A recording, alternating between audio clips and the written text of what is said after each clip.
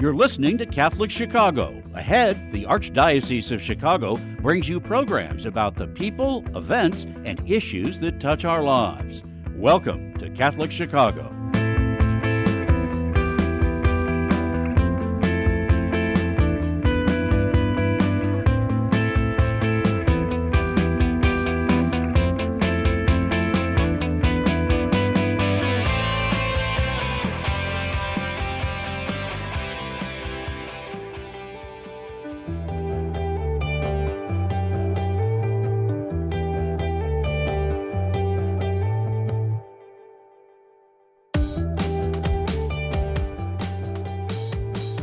Good morning and welcome to the Voice of Charity. I'm Katie Breedeman here with Phil Cepeda, and we are so delighted to be here with you on Tuesday mornings to share the great things happening at Catholic Charities across Cook and Lake counties. We thank those listening on WNDZ 750 AM here in Chicago and all who are watching our live stream on YouTube and Facebook at Catholic Chicago for joining us today. 2 weeks ago, we had a terrific conversation with Mary Lou Gonzalez, Catholic Charities Regional Director for our City and Southwest region, and Don Koffold from Our Lady of the Blessed Sacrament Parish in Elk Grove Village. And we were talking about that parish's efforts to help asylum seekers in Chicago through the Parish Sponsorship Program. This is an effort through all 6 vicariates of the Archdiocese of Chicago to offer a coordinated Catholic response to assisting the asylum seekers as they try to find their way with the most basic needs like shelter and food and water and establish their lives here in Chicago. This week, we'd like to continue that discussion with 2 more guests who are also deeply involved in helping the asylum seekers. Thanks so much, Katie, for that wonderful introduction to today's show. So please join us in welcoming Rosemarie Lesniak-Mendez, who is Catholic Charities Director of Mission Engagement, and Griselda Garibay, who is a parishioner at St. Barnabas Parish that has generously been helping asylum seekers for months. And we're going to hear a little bit about those stories. But welcome, Rosemarie and Griselda. We're so glad to have you here. Thank you so much.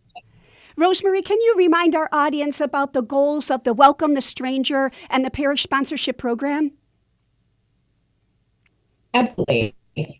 I know my colleague Mary Lou did, giving some information on the program and what it entails. Welcome the Stranger is overall our coordinated Catholic response. It is not just the Parish Family Sponsorship Program, but we also have a team working with the city and the state, helping find permanent housing for families that have been in the shelters and the police stations.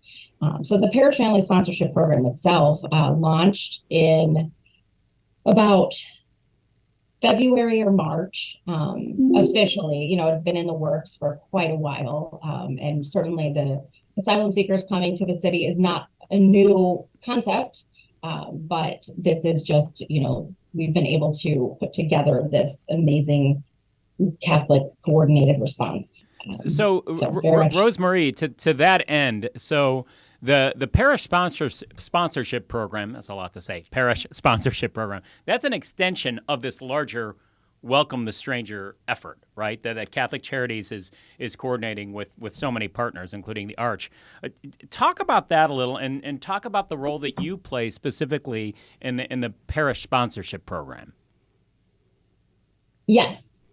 Parish Family Sponsorship Program is trying to match the asylum seekers. At the beginning, it started where folks that had been in the city or state shelters, they had access to financial assistance, housing financial assistance that other families didn't. So if they were in the system, in the quote unquote system, they would be able to access financial assistance down the road.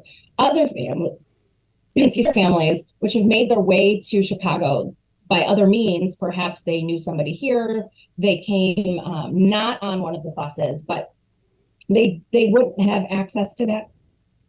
So sorry. They would not have access to that program. And so this was really meant to try to reach those people who are slipping through the cracks and partner them with parishes throughout the different vicariates to be able to access funding and accompany. So that's how it came about. And that's how we've been trying to engage more parishes throughout the Archdiocese. Rosemarie, we know Katie and I when our previous show with Marilu Gonzalez, we kept on saying it takes a village, right? This is a huge effort, and it's taking many a coordinated effort, taking many leaders within Catholic Charities. We recognize a colleague of yours, Marie Jochum, former host of this particular radio show, also plays a pivotal role in the Welcome the Stranger program. Can you give us a little bit of an overview of what Marie's responsibilities are, and what is Marie working on? Yeah, Marie does, I think, a little bit of everything. She is our Jill of all trades. But in this program specifically, she has been overseeing the work that is being done with the city and the state, and what is now being called the family reunification. So that is what we've been doing since the beginning, is matching, unifying families with family members that are outside of Chicagoland area. So maybe they need a plane ticket to get to New York, or to Florida, or to Minnesota, or a Greyhound ticket. And so since September of 2022, we have connected over 1,200 families with their friends and family members outside of Chicago. And then more specifically with the folks that are in the shelters, that were formerly in the hotels, that are in the police stations, they are working on housing and case management. And they're working with, again, people that are in the city shelters and police stations to try to get them out and into permanent housing. And since December of 2022, they've housed 1,305 households they've placed within housing. And now, the operation keeps growing. And now they are in all 13 city shelters. So she is pivotal in leading that whole entire operation. Yeah, and I thought it was really important to bring in that overview of Marie's work, because it's so central to this entire effort, paired alongside of the work that you're coordinating, helping to coordinate with the parish sponsorship program. It's so true, Phil. And those statistics are so impressive, Rosemarie, because, you had never done anything like this before in tandem with, the Archdiocese, but then also the City of Chicago and other human service organizations. So thank you for sharing those statistics. That's really quite impressive. I know that you also, though, have some impressive statistics that talk about on the parish level through this parish family sponsorship program. All 6 vicariates have been actively engaged, and it increases every week, every month, in terms of the way that parishes are stepping up. And we so look forward to hearing from Giselda in a minute about St. Barnabas Parish. But will you please share in general what's been going on across the 6 vicariates in terms of parish activity? Yes. So our goal initially was to house, it was 20 families. And then we thought, we can do 30. And then the stretch goal that we would have loved to hit was 40 families, just, because the program, like you said, we haven't done something like this in a formalized way. So we are currently at 43 families matched with parishes. There are 21 parishes throughout the 6 that are actively involved in the accompaniment piece, but then there are several sponsored, become a funding sponsor. So they're not directly involved with families or helping them find housing, but they're the reason, along with the other parishes and parishioners throughout the Archdiocese, why we can actually help these families. So we're at 21 accompanying and 43 families. I just love that, because it's giving each parish autonomy to say, gather those who are interested in helping, and you decide as a parish, can you just, not just, the financial support is essential. Can you provide that financial support? Can you accompany a family more directly, or do both, right? That each parish is given those different options, and they decide what they're able to handle, right? Absolutely. And both pieces are really important. We can't put anybody in a home without the financial piece, but then the accompaniment piece, really helping them navigate system, enroll their children in schools, find doctors, find the best grocery stores to shop at. The parishes that can accompany only, and like you said, not only, but the parishes that are focusing on accompaniment can also receive those much needed funds, applying from funding through the second collection. I love that teamwork aspect to this whole thing. Isn't it inspiring, Phil? It really is. The way that those programs and those services and that outreach align to really complement each other. You're treating the whole person, the whole family, the whole community. So we would like to bring you, Griselda, into the discussion now. You and your fellow parishioners at St. Barnabas Parish have been so generous in recent weeks and months in directly assisting asylum seekers. Can you please share us how and when you got involved in that and what you've been doing with the asylum seekers to help them get acclimated in Chicago? Oh, of course. And thank you for the opportunity. I think there's a lot of really great stories that don't get told. So really glad that we're highlighting all the good that is happening on a really basic level. And it's such a human level, which is really, really important. So, in Beverly, and I've been a resident of this community now for 15 years, excuse me. And while I grew up in Little Village, I really feel very, very comfortable and part of Beverly. And we started about 10 years ago when we had a We Are Your Neighbor program. I'm not sure if you recall that, because we wanted other ways to live our faith. To get connected and opportunities beyond Mass and school, which most of our kids attend with the great options that we have. And that event, we had Dick Durbin, for example, we had community leaders, we had DACA recipients, and that sort of led to most recently with Renew My Church. So we were really tasked to work collaboratively,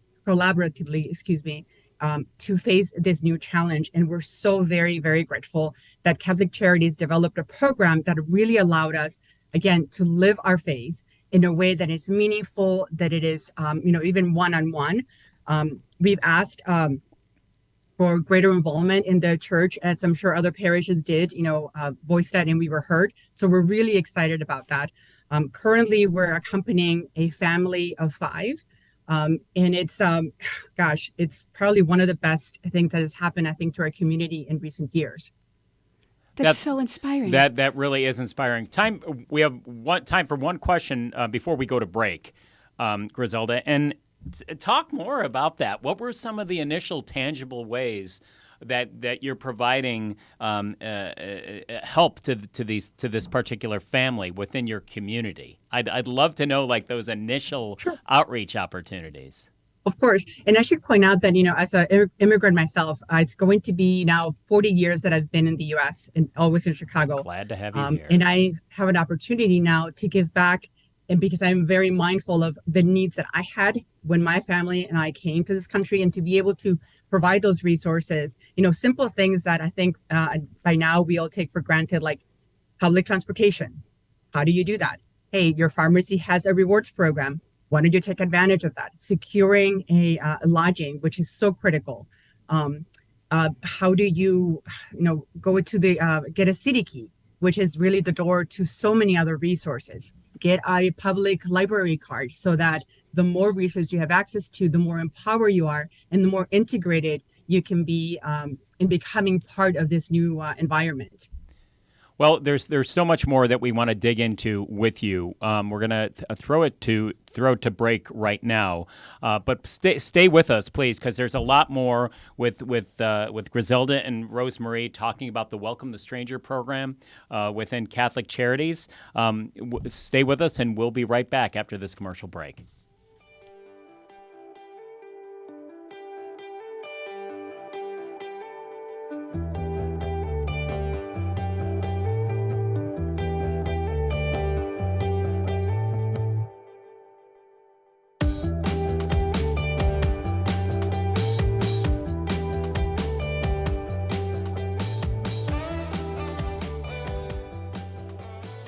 Caring adults make all the difference in the lives of adolescents. Catholic Charities understands this, and our mentorship programs provide a free opportunity for young adults to spend time with volunteers who genuinely care about them. This program is ideal for youth aged 9 through 12 who may need support navigating the challenges of childhood and early adolescence. Our amazing volunteers serve as friends who help youth recognize their strengths and empower them to reach their full potential. Catholic Charities conducts a thorough background check on every volunteer, and our program coordinator closely monitors and supports every relationship. Mentoring is a fun after-school program that can help young adults build confidence and enjoy fun activities with their peers too.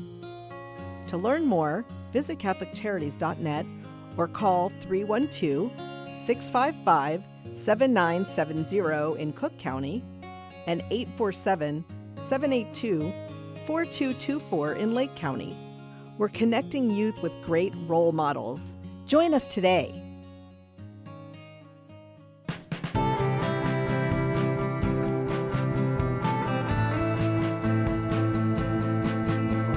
This is year 44 for me teaching. When I started here, there were teachers here that had taught me when I was a student. Now I'm the old person.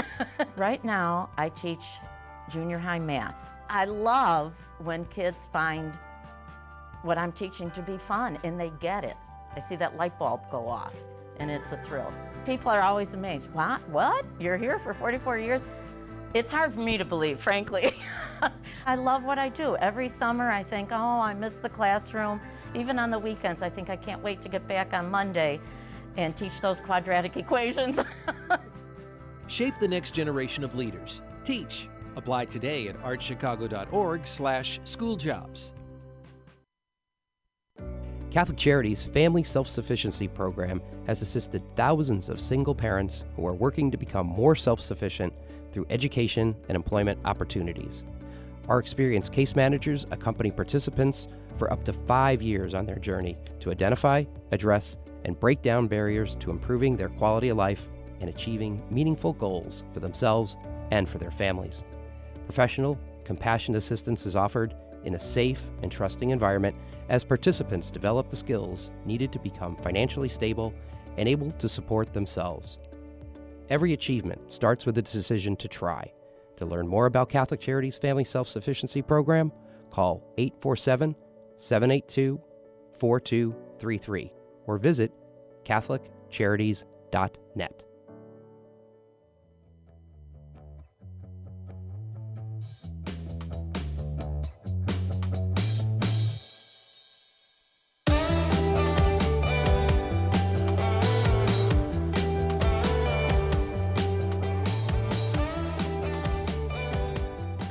Welcome back to the Voice of Charity. I'm Phil Zapata, joined with my colleague Katie Breedeman. We are talking to two wonderful guests, Rosemarie Lesniak Mendez, who is the Catholic Charities Director of Mission Engagement, and Griselda Garibay, who's a parishioner at the St. Barnabas Parish. We are talking about the Welcome the Stranger program and assistance to asylum seekers, and specifically the Parish Family Sponsorship Program. I made a note there. It's the Parish Family Sponsorship Program and making a connection of that. So before we went to break, Griselda was talking a little bit about this family that St. Barnabas community has come together to accompany, and I want to hear a lot more about that. So Griselda, back to you.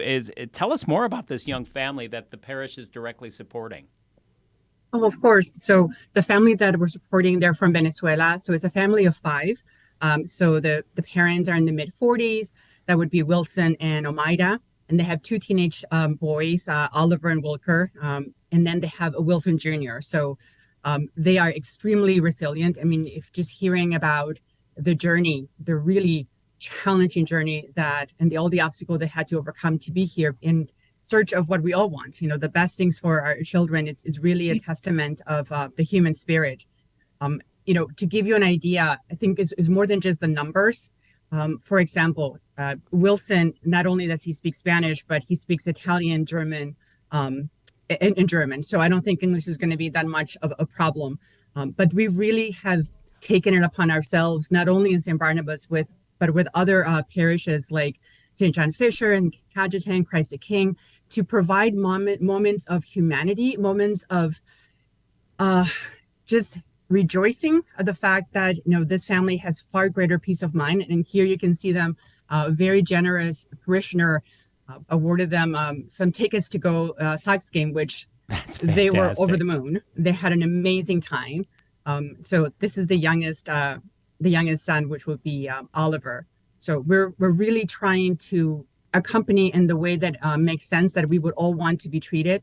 One thing that I wanted to also mention is even the little things, like where are they going to find, the ingredients to make arepas so that they can have a taste of home. Sure. So it's that personalized care that we're very, very happy to have the opportunity to share with them. It's wonderful. Can you tell us a little bit more about how this is being coordinated within your parish, with your pastor? Do you have a parish family sponsorship committee? Can you tell us about how it's being coordinated in terms of how often are you seeing the family? How are you hearing what their needs are, and then fulfilling those needs?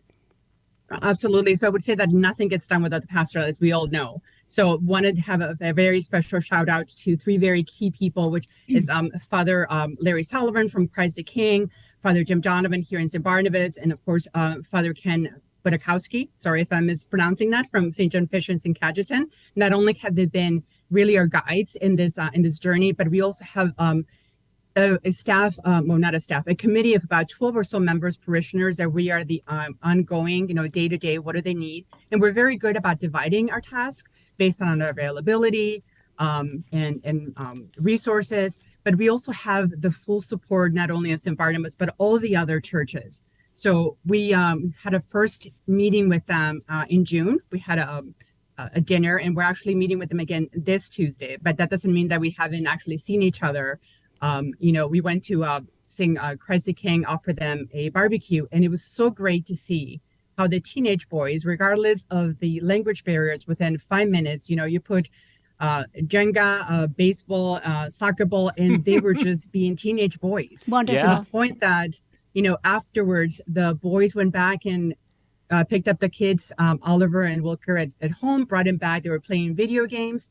And so that's the kind of just pure joy in a very human, empathetic level that we're so very happy to do. And it's not really, as you might have mentioned, it's not just the financial aspect, which is so core, but it's how can we live out our values on a day-to-day basis, the things that we hear in church, the things that our kids learn at school. How do we demonstrate that to someone that is truly in need? And in Beverly, we're very aware of the privilege that we have, and we're very grateful to have the opportunity to share that. Beautifully said. And so the family is safely housed now, right, Griselda? Absolutely. And so then yes. what are their next steps? By Calumet. I mean, they've been enjoying great bike rides, which some of our parishioners have donated. They're established. The kids will be going to school in the fall. They're looking into English as a second language courses. So they're integrating, thanks to all the support that we have. And thanks so much, again, to Catholic Charities for providing such a program. So hopefully this will be the beginning of many other opportunities to collaborate. And so do you roughly have a time frame of how long your parish support will be, active for this family? Or is it kind of taking it a month-by-month basis? How's that going? So Rosemary, correct me if I'm wrong, but we're looking at an initial 6 months to create that stable foundation of shelter, of school, health, etc.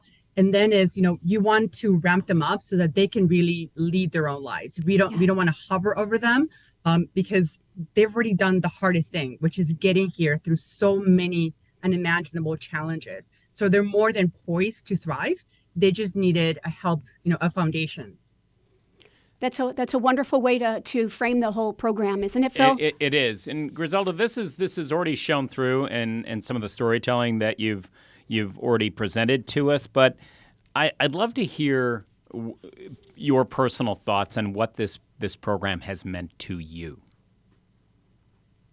When I came, I was 12. I was only child of an unwed mother. So in Mexico, I wasn't really going to have many opportunities. And so to have come 40 years to an apartment in Little Village and now be here in Beverly, which is, I like to say, better than Lincoln Park and the South Side. It is proof of all the potential that each of us as individuals, as human beings, as Catholics have. And there's also a responsibility that comes with that.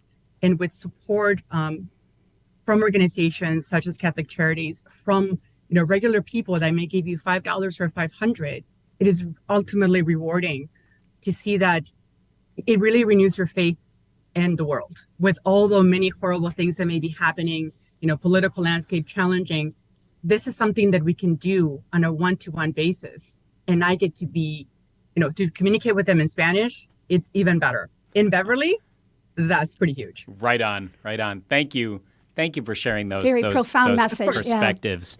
Yeah, that's quite profound. Rosemary, we haven't forgotten about you. I recognize that in the mechanics of pulling all this support together for asylum seekers, there's a number of different roles that surface. And what was really interesting to me as this was being architected was understanding this role of client navigator.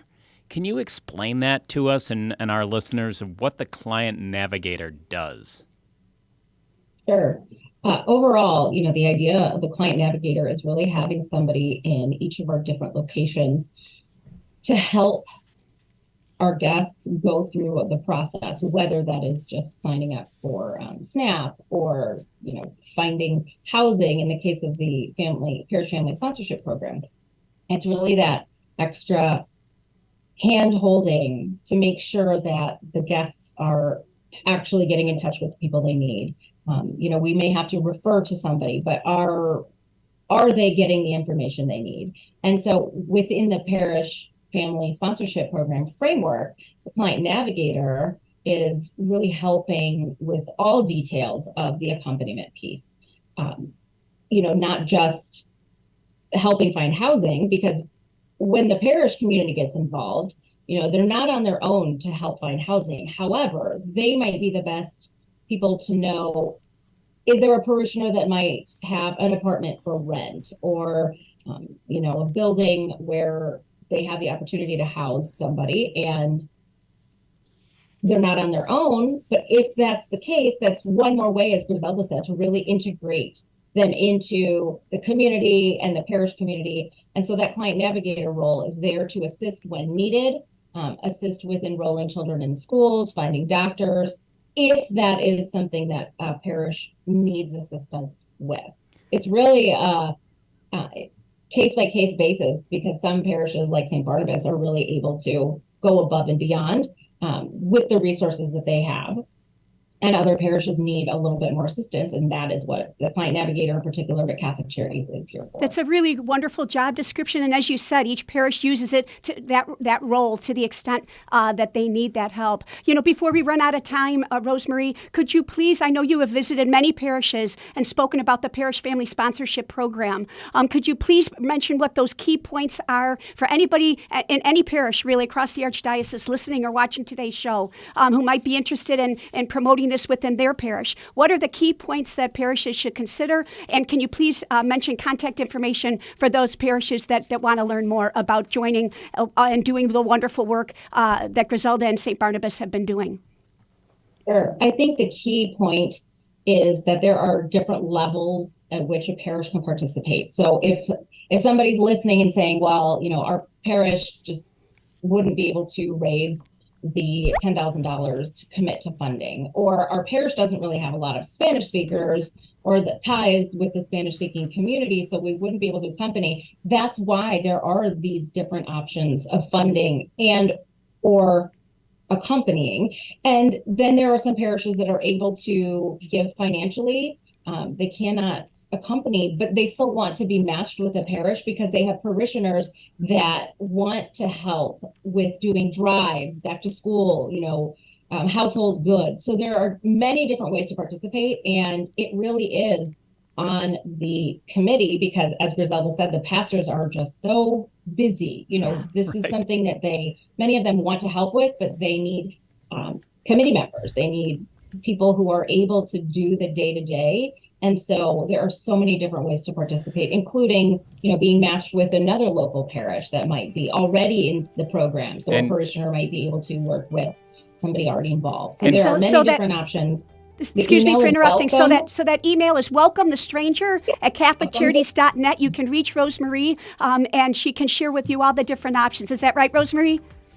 Correct. Yes. And it is an automatic reply. You will get a link to my calendar directly, and you can schedule a 30-minute session to go through the program. Nice and easy. Nice and easy. Sounds perfect. Excellent. We're so grateful both for you, Griselda and Rosemary, for being on the show today and inspiring us all with your Christian kindness, your charitable kindness that is making this all a reality for the Catholic Archdiocese of Chicago.